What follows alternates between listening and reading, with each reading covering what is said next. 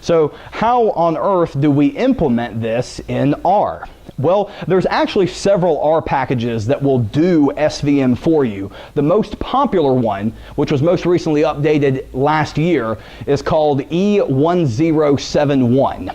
This package was written by David Meyer and several other, I believe, professors and students from, forgive my German, that's not great, but I believe the English translation of this is the Technical University of Vienna in Australia. So if it were stateside, we might call it Vienna Tech. So that's how I'll refer to it. The thing that I find ironic about this is that of all the packages that implement SVM, E1071 seems to be the favored one because its syntax is the most interpretable. I find this ironic because the name of the package is the least interpretable of all the SVM things that apply. So I believe at Vienna Tech, they have a machine learning probability theory group or something like that that helps to, and they just throw all of the functions that they write as a group into this package. I did a lot of Googling to attempt to come up with what 1071 might be or what the E might stand for. I have found nothing, so I hope that maybe you guys will do a better job than I do coming up with why you would name your package this. But anyway, that's the R package that we're going to use to implement this.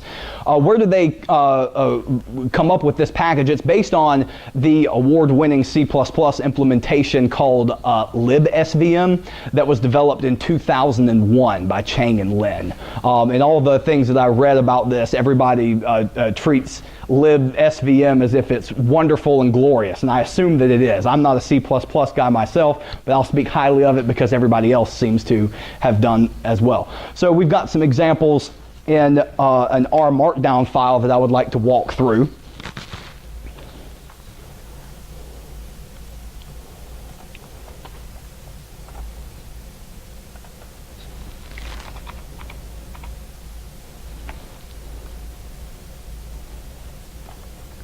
One of the nice things that I tried to do for you guys with this SVM implementation is that all of the data sets here are available to you in the base package. And I say that loosely because you do have to download the mass library in order to obtain the CATS data set. So there is one library that you have to load specifically for this data set, but it's all right there for you. And of course, we're also going to install the E1071 package and bring its library into R as well.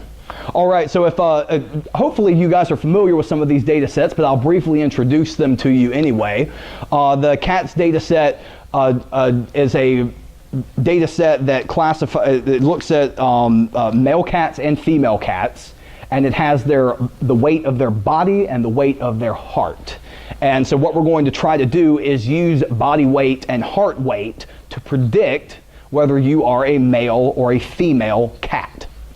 So we'll build our SVM using the SVM function, which is in the E1071 package. And we've got some results right here.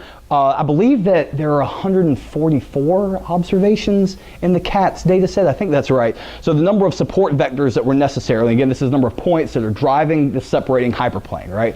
Turned out to be 84 of them. You can see that what we've done here is classify. This package will also let you do regression and all sorts of things. It needed to use a radial kernel, which we have defined. These two parameters right here, the cost parameter and the gamma parameter, I believe that both of these are the defaults because I didn't specify anything different. The cost parameter is a parameter that's asking you how much you want to penalize the model for misclassifying an observation. That's your cost. The gamma parameter is only necessary when the kernel is nonlinear. So that's a parameter that helps to fit things in the nonlinear case. It was able to divide things into two classes, which is good, as it should have. So here's where the classification goes before we even split into test and training data.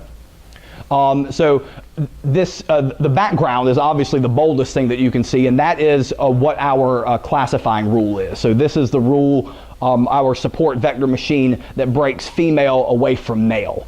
The X's that you see throughout here, so again, not the O's, the X's are our support vectors. So naturally, everything that is very close to this line is an X, right? That's certainly very interpretable. Then the colors that you see here, the X's are actually females and the reds are actually males. So, and of course, heart weight and body weight are abbreviated like so on the axes here.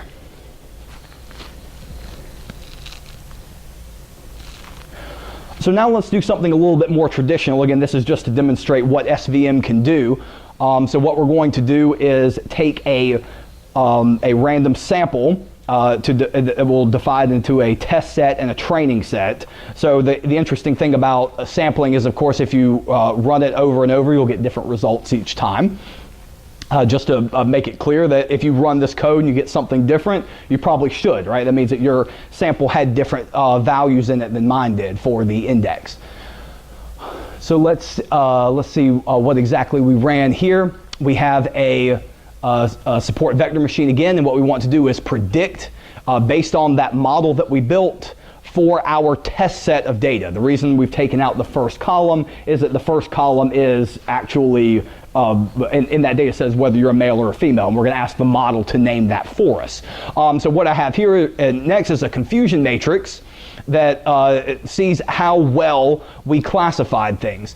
And what we can see is that we did a fairly decent job. It looks like that we did mess up a few times in this particular iteration, but of course you want to run this multiple times because it may depend on the values of the sample.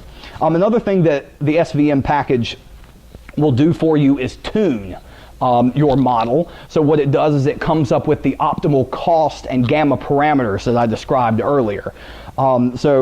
And what you do is you feed it a list of gamma parameters and a list of cost parameters, and it will say of the ones that you named, which one should you go with. And here in the output, we can see that the best parameters would have been to use a gamma of 0.1 and a cost of 100. So these were different than the default values that we named before, so that the model that we looked at before we divided up into a test and training data set, it was kind of iffy, right? It looks like that we have put the wrong parameters into it for it to be as swell as it could be. All right, so we'll move right on to our second example. I have a handful of minutes to take a look at it. So what we're motivating now is the iris data set, which I imagine that many of you are very familiar with. It looks at 3 different types of flowers, Setosa, versicolor, and virginica flowers. And so what we're going to do is classify them. In this case, this data set gives more variables than this, but we're going to look at their petal width and their petal length and try to use that to classify what type of flower it is. So here's just a plot of the data, no support vector machines here, but we can see that it seems like a support vector machine might be a nice way to motivate this problem. Looks like that we could put a separating hyperplane somewhere right here, hopefully classify the Setosa flowers perfectly, and then we could also see what an SVM would do up here in the corner to figure out the difference between the 2 flowers whose names begin with a V. So this code is actually very, very similar to the code that I ran before. So we're splitting our data into a test set and a training set. We'll fit the SVM. We will print the results.